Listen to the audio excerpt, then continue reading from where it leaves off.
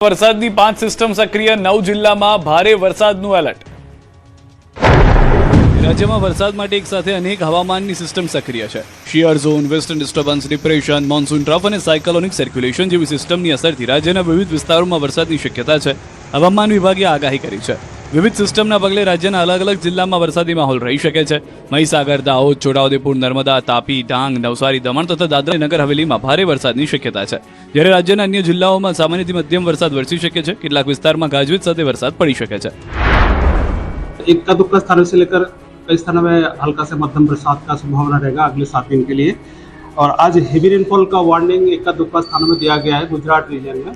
इसमें मेनली जो जिला रहेगा महीसागर, दाहोद, छोटाउदेपुर, नर्मदा, तापी, डांग, नवसारी, वलसाड, दमन, दादरा नगर हवेली के लिए। હવામાન વિભાગે ભારે વરસાદની શક્યતા ધરાવતા વિસ્તારોમાં લોકોને સાવચેતી રાખવા સલાહ આપી છે. ખાસ કરીને ગાજવીજ દરમિયાન ખુલ્લા મેદાનમાં ન રહેવા અને સ્થાનિક તંત્રની સૂચનાઓનું પાલન કરવા અપીલ કરવામાં આવી છે. સૌરાષ્ટ્રમાં ફરી વરસશે મેઘરાજા, અંબાલાલ પટેલની આગાહી. રાજ્યમાં વરસાદનો નવો રાઉન્ડ વરસવા માટે તૈયાર છે. હવામાન નિષ્ણાંતે ગણેશ ચતુર્થી સુધીની વરસાદની આગાહી કરી છે. આ વખતે કોરા ધાકોર વિસ્તારને પણ મેઘરાજા ધમરોળી શકે છે. અંબાલાલ પટેલનું માને તો આગામી 24 કલાકમાં ગુજરાતના વિવિધ વિસ્તારોમાં હળવો વરસાદ પડી શકે છે. ઉત્તર ગુજરાતના બનાસકાંઠા અને સાબરકાંઠા જિલ્લામાં વરસાદની શક્યતા વ્યક્ત કરવામાં આવી છે. જ્યારે મધ્ય ગુજરાતના અમદાવાદ, વડોદરા અને ગાંધીનગરમાં પણ વરસાદી ઝાપટા પડી શકે છે. ટ્રફ જે છે મોન્સૂન એ ધીરે ધીરે ઉપર જતું થશે. એટલે દેશના ઉત્તરીય પૂર્વીય ભાગોમાં ભારે વરસાદની શક્યતા રહેશે. પરંતુ તે પૂર્વે હજુ આગામી 24 કલાકમાં ક્યાંક હળવા ભારે વરસાદ ઝાપટા થવાની શક્યતા રહેશે. સૌરાષ્ટ્રવાસીઓ માટે પણ સારા સમાચાર છે. દ્વારકા, જામનગર અને પોરબંદર સહિતના કોરા ઠાકોર વિસ્તારોમાં 28 ઓગસ્ટ બાદ વરસાદની શક્યતા વ્યક્ત કરવામાં આવી છે. દક્ષિણ ગુજરાતમાં પણ વરસાદી માહોલ જામે તેવી સંભાવના છે. બીજી તરફ 15 ઓગસ્ટ સુધી બંગાળના ઉપસાગરમાં ભેજનું પ્રમાણ વધતા મધ્યપ્રદેશમાં અતિભારે વરસાદ પડી શકે છે. જેના કારણે નર્મદા અને તાપી નદીના જળસ્તરમાં વધારો થવાની શક્યતા છે. બંગાળ ઉપસાગરના ભેજના કારણે અને મધ્યપ્રદેશમાં થતા ભારે વરસાદના કારણે નર્મદાનું જળસ્તર વધી શકવાની શક્યતા રહેશે. એટલે હજુ આ વરસાદ જે છે એ જ્યાં વરસાદ નથી થયો તેના માટે સારો છે. અંબાલાલ પટેલે ગણેશ ચતુર્થી દરમિયાન પણ ભારે વરસાદની આગાહી કરી છે. સપ્ટેમ્બરની શરૂઆતમાં અરબ સાગરમાં સિસ્ટમ સક્રિય થતા 6 થી 9 સપ્ટેમ્બર વચ્ચે વરસાદ પડી શકે છે.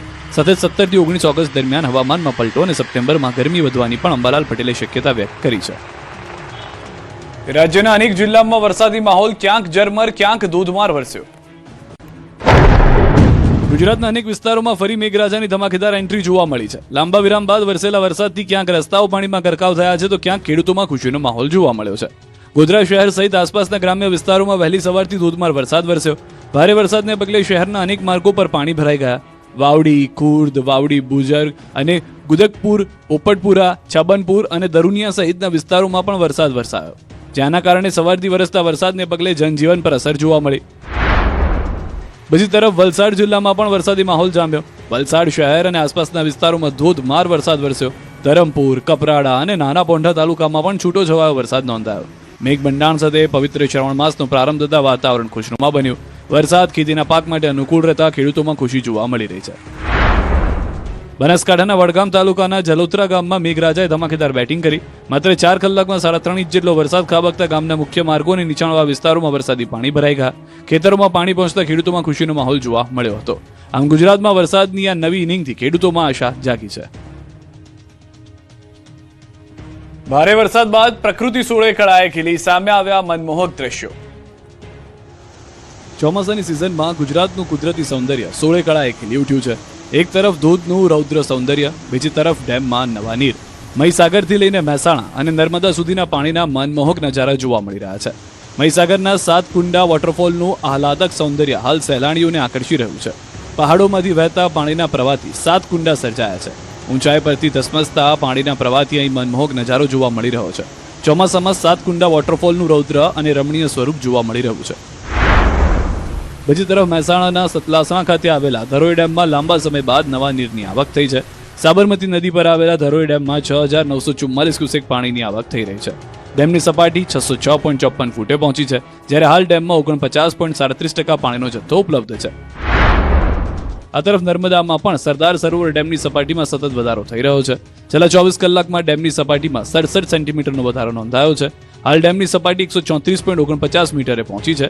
સરદાર સરોવર ડેમની મહત્તમ સપાટી 138.68 મીટર છે. બનાસકાંઠામાં ઝરણા વહેતા થયા અંબાજીમાં માઉન્ટ આબુ જેવો માહોલ. ગુજરાતમાં વરસાદી માહોલ વચ્ચે કુદરતે પણ જાણે સોળે કળાએ શણગાર સજાવ્યો છે. ક્યાંક ઝરણા વહેવા લાગ્યા છે તો ક્યાંક વરસાદ અને ધુમ્મસે મનમોહક નજારો સર્જ્યો છે. બનાસકાંઠાના વડગામમાં માત્ર 3 ઇંચ વરસાદથી જ પાણીયારી પાસેના ઝરણા સક્રિય થઈ ગયા છે. ધસમસતા પાણી સાથે વહેતા ઝરણામાંથી સમગ્ર વિસ્તારમાં આહલાદક દ્રશ્યો સર્જાયા છે. વરસાદના પગલે કુદરતી સૌંદર્ય પણ ખીલી ઉઠ્યું છે. તો રાજકોટના જેતપુરમાં શ્રાવણના પ્રથમ દિવસે લાંબા વિરામ બાદ મેઘરાજાનું આગમન થયું છે. સવારથી વાદળછાયા વાતાવરણ બાદ બપોરે ધીમી ધારે વરસાદ વરસ્યો હતો. નવાગઢ, તીનબત્તી ચોક, ધોરાજી રોડ, ફુલવાડી, મોટા ચોક, સ્ટેન્ડ ચોક અને એમજી રોડ સહિતના વિસ્તારોમાં વરસાદ નોંધાયો.